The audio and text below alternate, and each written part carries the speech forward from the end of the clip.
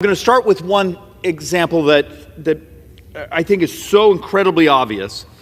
I chair oversight for Ways and Means Committee, so I have the IRS. And the number of times we've come up here just enraged that during the Inflation Reduction Act, Democrats moved an additional $80 billion to the IRS. And they tell us, well, it's for collection and customer service. What would happen if I came to you today and said, have you ever tried calling the IRS? Okay. And sat on hold and sat on hold and sat on hold, or got the call saying, or the response saying, hey, could you call back another day, or give us your phone number and we'll get around to calling you back. So I'm going to give them credit here. They tried an experiment. The IRS actually did an experiment last year. This last tax season. And it served 13 million people. And it was a chat bot. And most people go, oh, I don't like AI. But think about this. When you call an airline today, most of the time, do you think you're actually speaking to a real human? What if I could call the IRS and actually have the phone picked up right then, and I can ask a certain question saying, where do I put this line? I have this issue. Where do I find the document for this? Is there a YouTube video I can watch on how to fill out this form? The experiment worked. It was actually incredibly positive. And I'm told, because I've had their technology people in my office multiple times, even last week, it's going to get expanded for this next tax filing season. You're going to get the phone answered. What happens if the ability to do a chat bot at a government agency could mean better customer service, faster, and let's be honest, save a lot of money, because you don't have to hire as many government bureaucrats. It's a moment where those of us who are very concerned about that additional $80 billion going to the IRS could actually say, okay, there's an argument, we got a real customer service problem. How about using technology? Well, it's already being experimented and it's working. How do I get my brothers and sisters here when we do our oversight, when we think about our job of making government faster, more efficient, more affordable, and less borrowing? Less borrowing. To say, what other agencies could basically get rid of buildings full of people answering the phone and move to technology that's crisper, faster, better, cheaper, more accurate, and actually can give you the link so you can see the video on how to fill out the form. So these are sort of where this discussion is going. There are positive things happening, or at least possibilities, if I can get this body to think. This is happening now.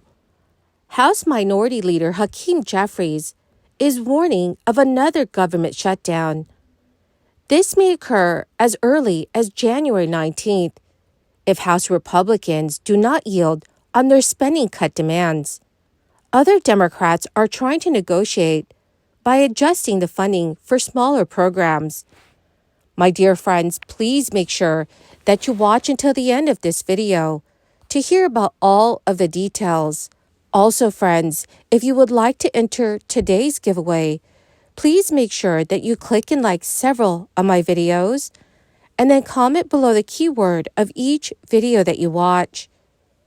The more videos that you watch and then comment on, friends, the greater your chances of winning these giveaways. Please make sure that you do stay tuned.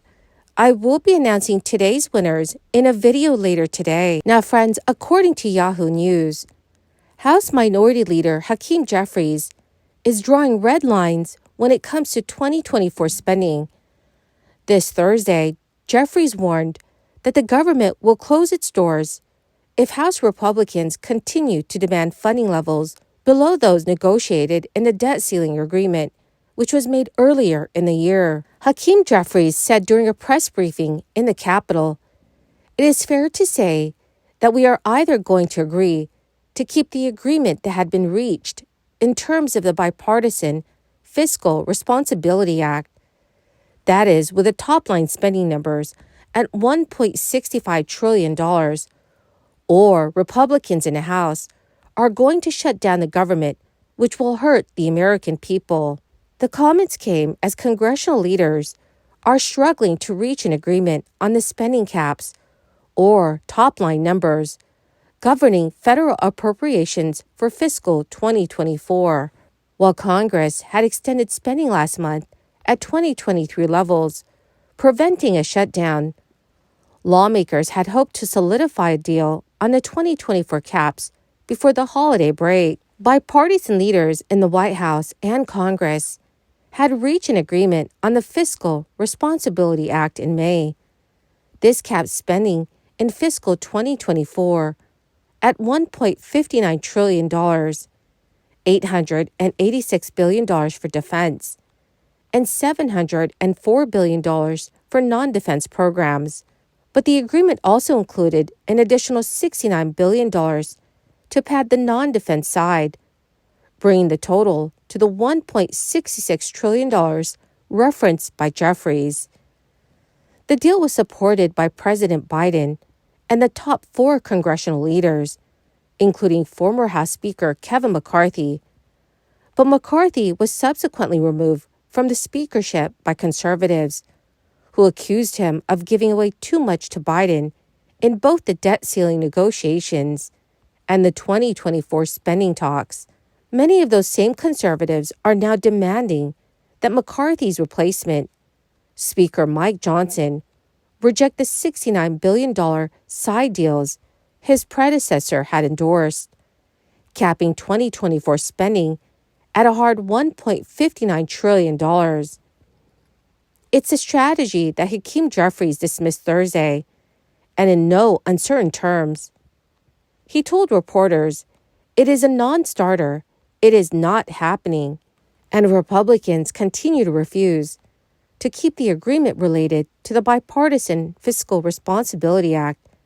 They are marching America to a government shutdown. Dear friends, what are your thoughts on all of this? Please let me know what your thoughts are in the comments section below.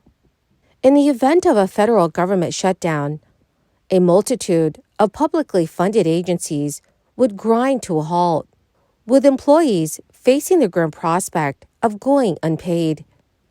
However, amid the bureaucratic standstill, there exists a notable exception. Social Security checks, a bedrock of financial support for millions of Americans, will continue to be dispersed. The resilience of Social Security in the face of a government shutdown lies in its categorization as a mandatory program.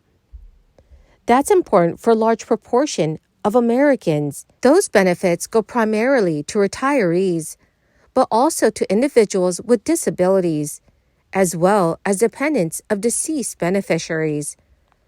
Medicare and Veterans Affairs benefits also continue to be distributed during a shutdown.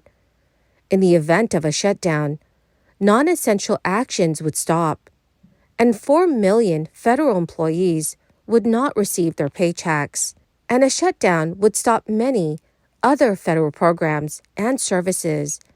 The Biden administration previously said that WIC benefits would stop 1 or 2 days into a shutdown. A long government shutdown may also harm the economy. The longest shutdown lasted for 35 days, from December 22, 2018 to January 25, 2019. The Congressional Budget Office estimated that it cost the United States economy at least $11 billion directly, with indirect costs that were harder to quantify. Well, my magnificent, most marvelous friends, that is the end of my daily stimulus update video for today. Friends, please make sure that you enter the giveaway by clicking and liking several of my videos, and then comment below the keyword of each video that you watch. The more videos that you comment on, friends, the greater your chances of winning these giveaways. Also, in a video later today, I will be announcing several winners, so make sure that you do stay tuned. Thank you, and have a wonderful and very blessed day.